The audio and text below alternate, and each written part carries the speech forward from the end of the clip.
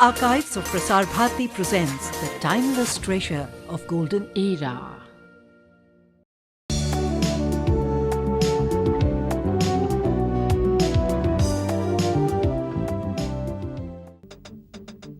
Through the frame of our memories, we gaze at a once-upon-a-time landscape out of the quilted days of our childhood. And then slowly it becomes real. We are in the land where legends began.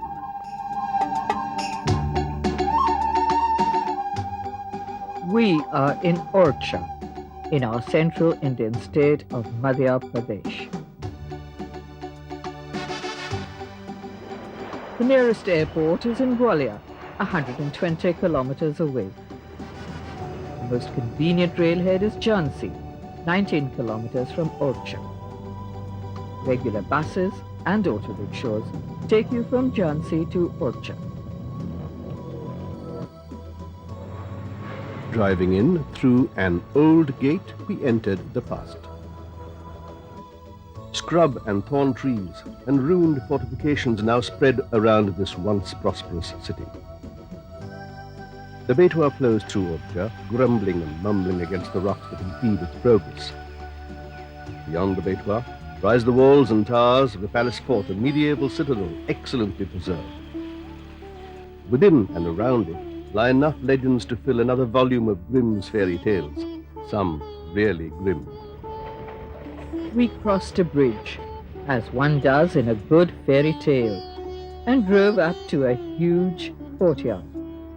Ahead of us was the fairly modern, only 200 years old, rise of the Sheesh Mahal.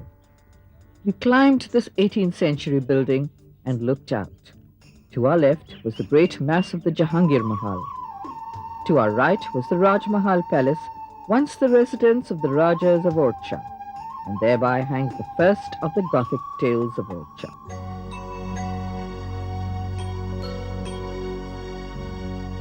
The tales are easiest heard if you hire a commentary cassette and walk around the Jahangir Mahal. This magnificent building was reputedly built by the aggressive prince Bir Singh Deo. When the great Mughal son Salim revolted against his father Akbar the Great, Bir Singh Deo gave the rebel and his forces shelter. Bir Singh also beheaded Akbar's historian Abul Fazl when he came to investigate the disappearance of Salim. When Salim succeeded his father and became Jahangir, he made Bir Singh Deo the ruler of Orchha.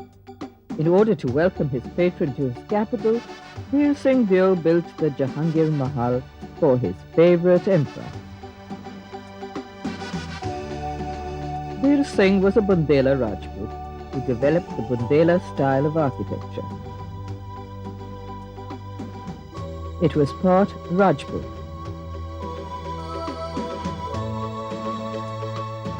part Jain.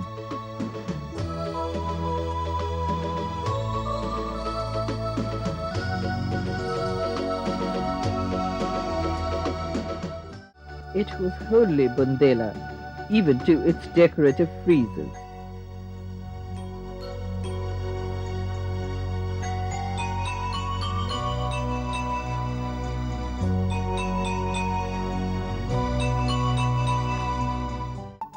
Facing the Hathi Pole, which is the eastern gate, but at a lower level, were these long and narrow camel stables. Also the arched elephant lines.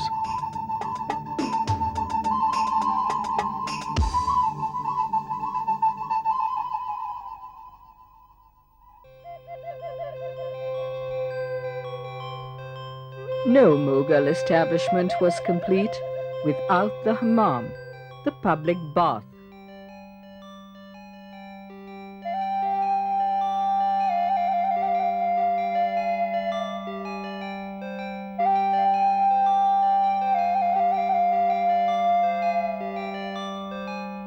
You didn't even have to towel yourself dry. Hot air blasts from these vents evaporated the water and warmed your body.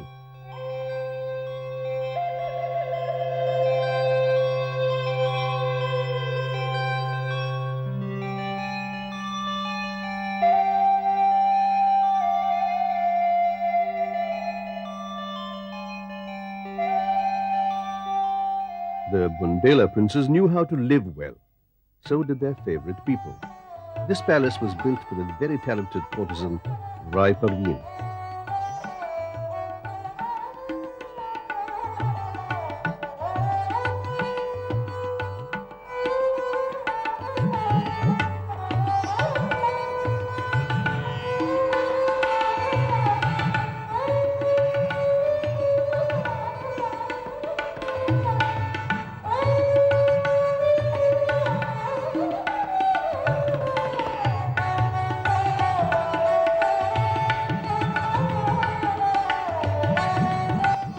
Thousands of lamps flamed in these niches. Constellations twinkled in the mirror-set ceilings, and the painted walls glowed.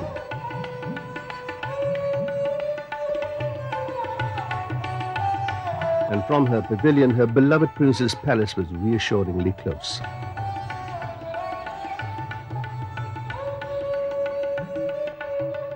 The walled garden facing her mansion was a checkerboard of octagonal beds, watered by carefully sloped irrigation channels.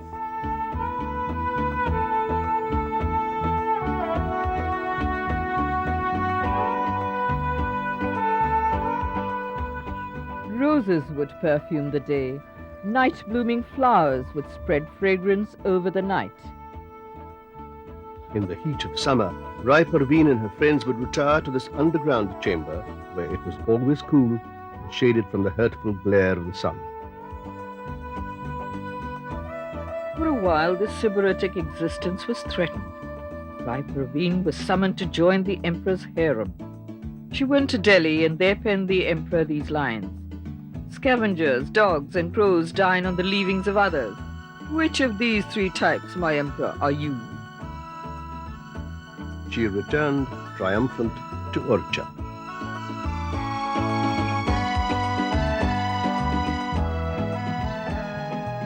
Rai Parveen's Raja lived in the Raj Mahal. Its architecture is much simpler than that of the Jahangir Mahal, but it makes up for it by the profusion of its murals in the Diwani Khas and the royal chambers.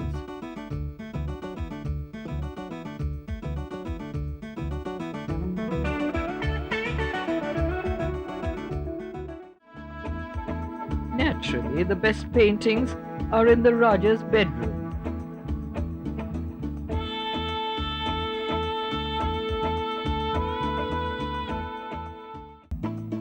Across the moat from the Raj Mahal is a curious temple, the Chaturbhuj. A soaring arch spans the entrance. Beyond is a large hall, almost a congregational hall. There are balconies above, and there is a strange absence of sculptures and carvings. There are, however, many arches.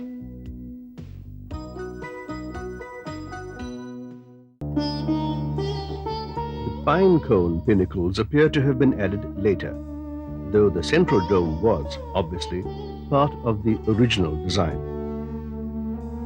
The Chaturbhuj was built by Bir Singh Deo about the time he erected the Jahangir Mahal to welcome his all-powerful patron.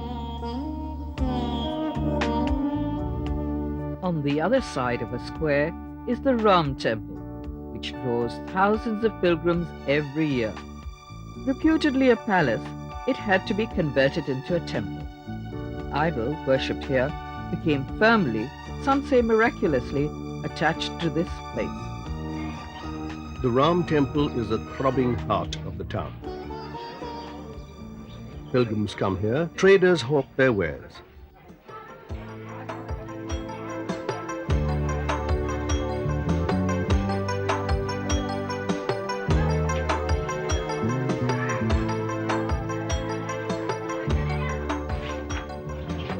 Satdhara Ali comes here from Jhansi every Sunday, bringing his bottles of fragrant ittar perfumes, the distillation of floral scents. The gently compelling perfumes are used both as offerings in the temple and as personal fragrances.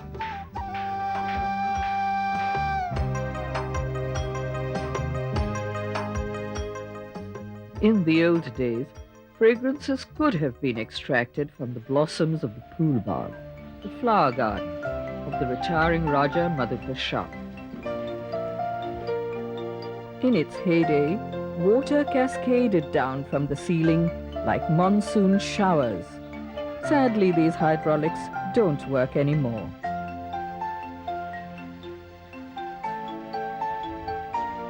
In Madhya Shah's palace next door, however, the huge underground chamber is still cooled by these two tall ventilation towers, or dastagirs, possibly the only Indian example of this Persian style of ventilation. We made our way through a street of blue doors. Blue is the color that keeps them cool.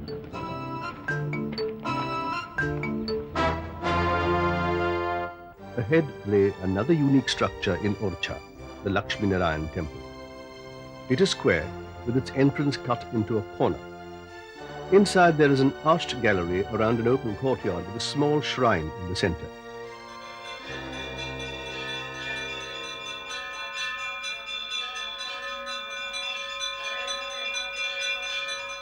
The murals were added long after Bir Singh Deo had built it in the 17th century.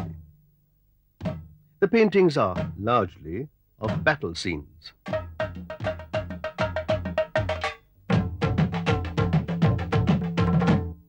There are even foreigners drinking. It could have been a Devi shrine devoted to the aspects of the mother goddess, but no one really knows.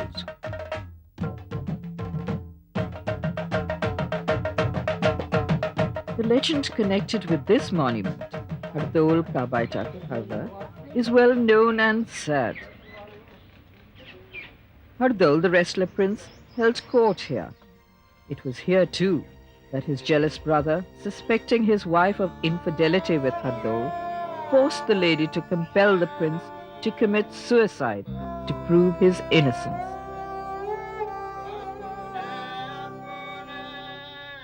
Hardol became a folk hero, with a shrine to him in most villages.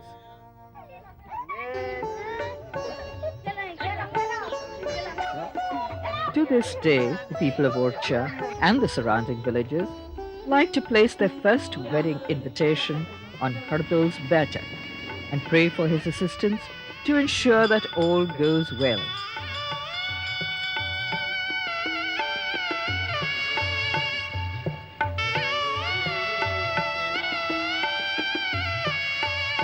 In Orchha, you can, quite literally, live in a legend. The Sheesh Mahal has been converted into a state-run hotel. You live in the citadel in a palace over 200 years old. The non-AC royal apartment is priced at 600 double.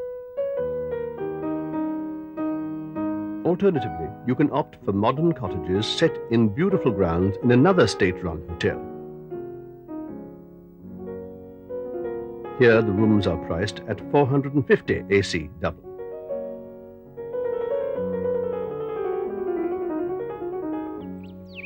And here you are also likely to spot sunbirds sipping sweet nectar from flowers, and the gurgling Betwa is a hop, step and a jump away from your front door.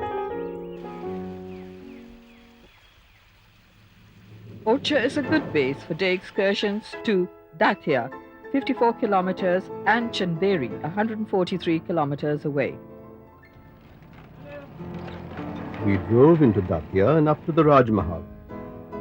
Datia's monuments are variations on the Bundela theme, but their museum in the old palace is interesting. Equally interesting is the fact that a local administrator has converted a wing of the once empty palace into a crafts training center for local people. They are taught all the essential steps that go into becoming self-employed handloom weavers, giving a new lease to an endangered heritage.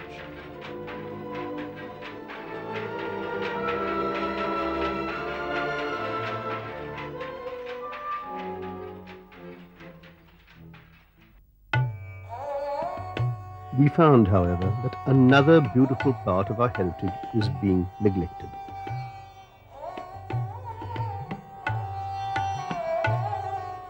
Thanks to a friend, we visited these old chhatris or cenotaphs to the princes and princesses of Datia. Surely these paintings need to be preserved?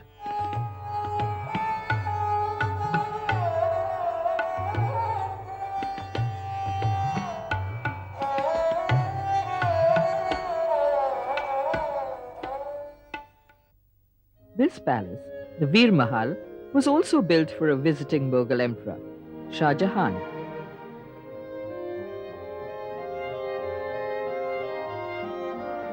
There are some people who believe that the architecture of the Bundela palaces in Orchha and Datia influenced the creator of New Delhi. Sir Edwin Lutyens, or Lutyens as it is sometimes pronounced, reputedly drew the inspiration for his Indo-Saracenic style from these palaces.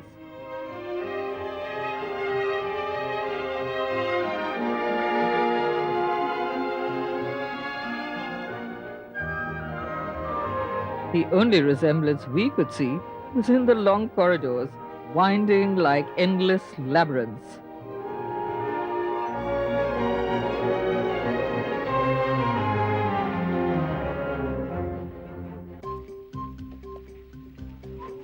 These bullocks were also going in circles, though with a purpose. We saw this Persian water wheel early next morning on our drive to Chanderi. As there are no acceptable restaurants in Chanderi, we carried our drinking water and packed lunch.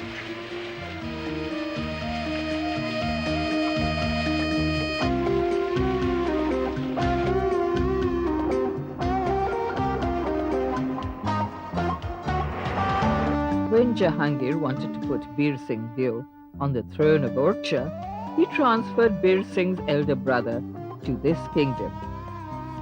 Though it's a little more than a village today, Chanderi was once a flourishing city. It straddled the caravan routes of central India and was a military stronghold for successive rulers.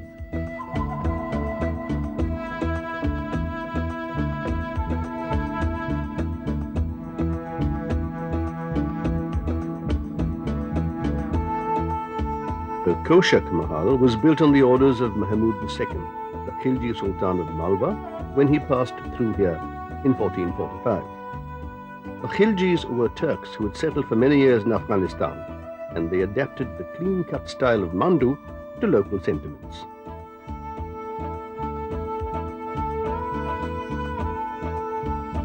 This lotus, for instance, could have graced a temple. This strange gate should have led to a Badal Mahal or Clout Palace, but it leads nowhere.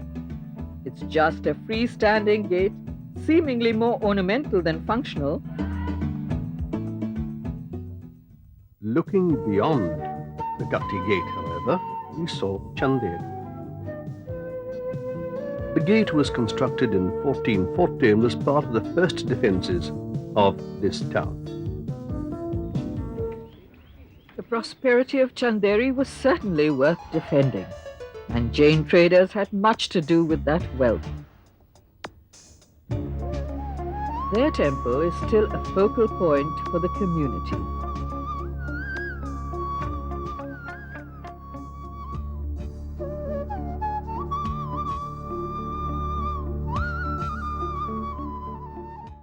These rock-cut figures of the Jain Tirthankars have been carved out of the cliff. After years of exposure to the weather, they are now being protected by the Jains of Chanderi. The next time you see them, they'll probably be enclosed in shrines.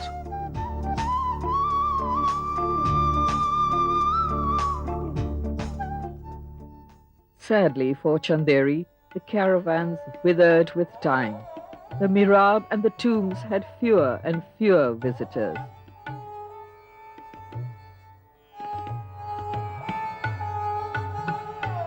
The old stepwell oases were neglected. The city crumbled into a village.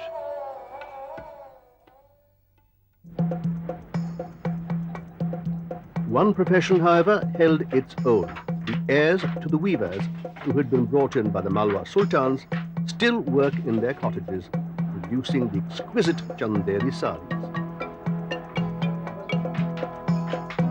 They range in price from 350 rupees to 20,000 rupees.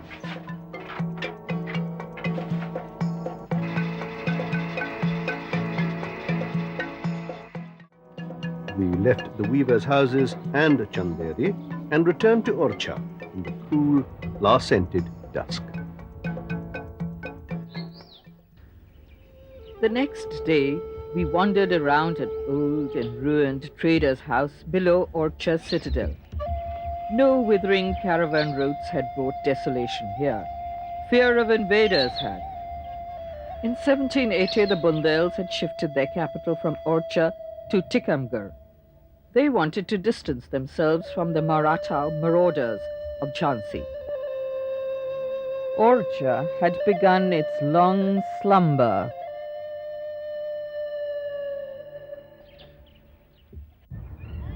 We stood silently and looked at the sun setting behind the chhatris of Orchha.